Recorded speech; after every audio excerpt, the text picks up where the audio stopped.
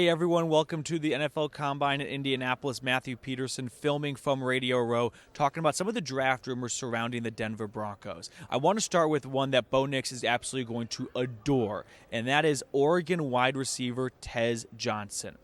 I got to be honest, through the first week of the Combine and sitting in on tons of interviews with players, I've never seen a player so openly express an admiration and passion and desire to play for a team than Tez Johnson with the Broncos. He did not mince his words. He made it abundantly clear how much he loves Bo Nix, his brother. The two overlapped, of course, at Oregon, how he thinks Bo Nix was the best quarterback in last year's draft class, and how he would love to play with Nix again. In fact, we'll roll some of the tape from Johnson's pressers to the media today.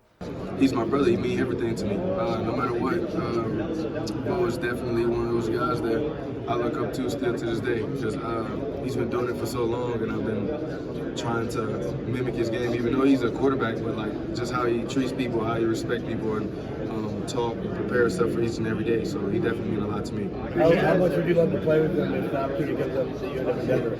I'm pretty sure everybody here knows like what did I feel like if I get my name called with the Broncos. But I'm willing to play for any team in the league.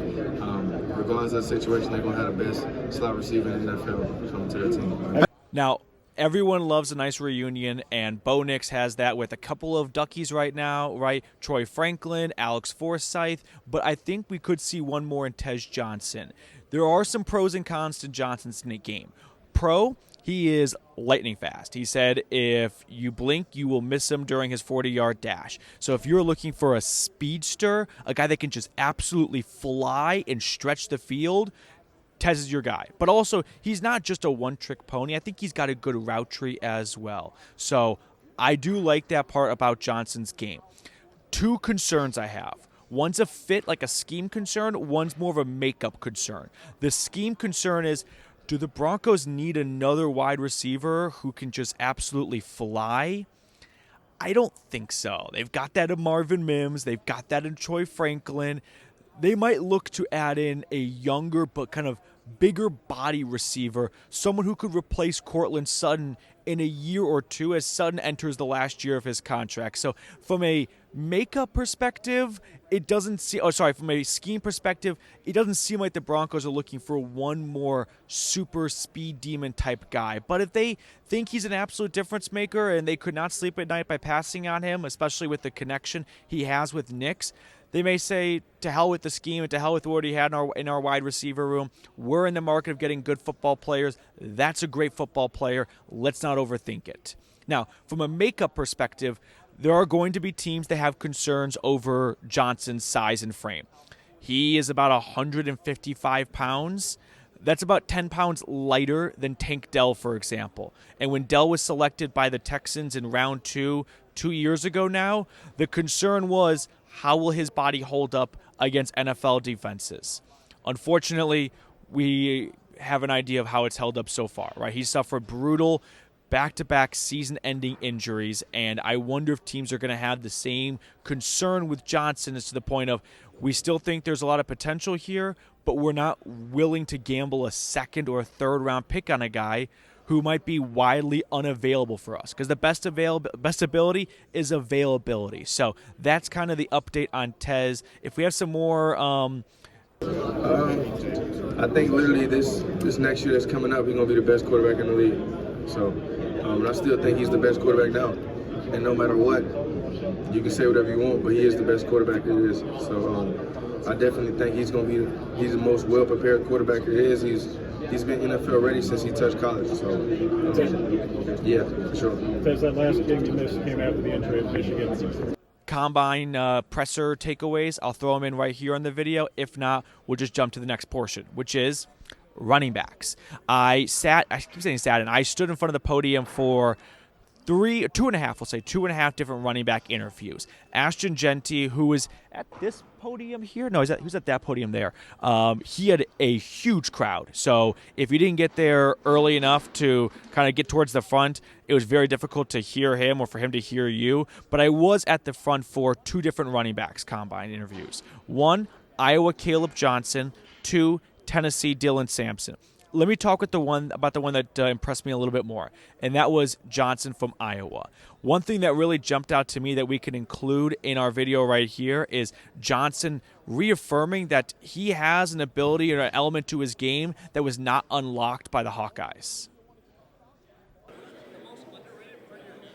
My pass catching and my speed, especially my pass catching, because I know, like you said, a lot of people said it was like Iowa was a run heavy team. So just going out there and just showing my ability and showing that I'm more than just a running back. So that's my main thing. Yeah. We all know Sean Payton, and you guys are going to throw up when you hear this word one more time, is looking for a joker. And one big part of being a joker role for a running back is having that pass-catching upside, something he had with Reggie Bush, something he had with Alvin Kamara. And I think teams might overlook Johnson a little bit because he never showcased that catching ability because that just wasn't the Iowa offense. And that's a key thing about evaluating prospects is when you look at production, for certain positions, it's important to take into account what kind of offense or defensive system were they in. You should not make a decision on a running back from Iowa about their pass-catching abilities if the offense never called for drop-off passes and screens to the running backs, right? That just wasn't the MO of Iowa's offense. So it doesn't mean that Johnson can't be a good player in that regard. It just means he never got the opportunity to showcase that. And I think that could really, turn out to be an asset for whichever team drafts him, probably a round 2 guy, because they're going to learn there's a whole nother side to him that the rest of the league never saw since he didn't get the opportunity to showcase that in college. So I really like Caleb Johnson. If Denver decides to go with Tyler Warren or Colston Loveland in round number 1, watch for them to circle back to Johnson in round number 2. Now, if Johnson's gone before they're back on the clock in round 2, another running back would be Dylan Sampson. That's Tennessee's goal line menace, but he's more than just a goal line back, although he had 20-plus touchdowns last year. He broke Eddie Lacy's record for most touchdowns in a single season or in a career. He broke and set a lot of SEC records, the point I'm trying to make here. So the guy is just gets shit done, right? He has a knack for finding the end zone, and that's something that's going to pop up a lot on film and when discussing him as a prospect. So Dylan Sampson, he may not be as well-rounded as a prospect compared to like Genty or Johnson, may not have the explosiveness or maybe even more importantly, the yards after contact ability, but there's still a lot of upside to Sampson's game, and I definitely think he is someone that Denver, who they did talk to Dylan, could have some interest in if running backs start flying off the board, since it's a very talented running back class. It's probably the best running back class since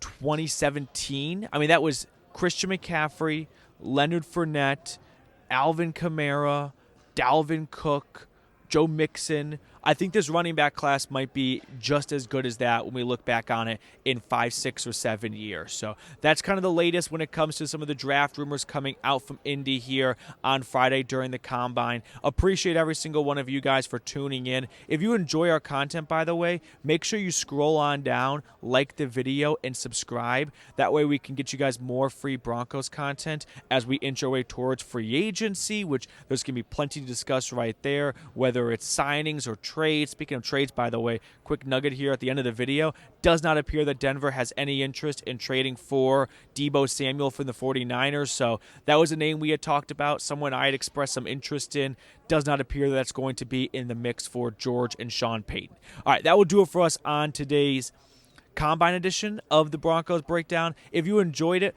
please scroll on down. Like I said, subscribe, like the video, and if you're still watching, drop a DEN in the comment section below.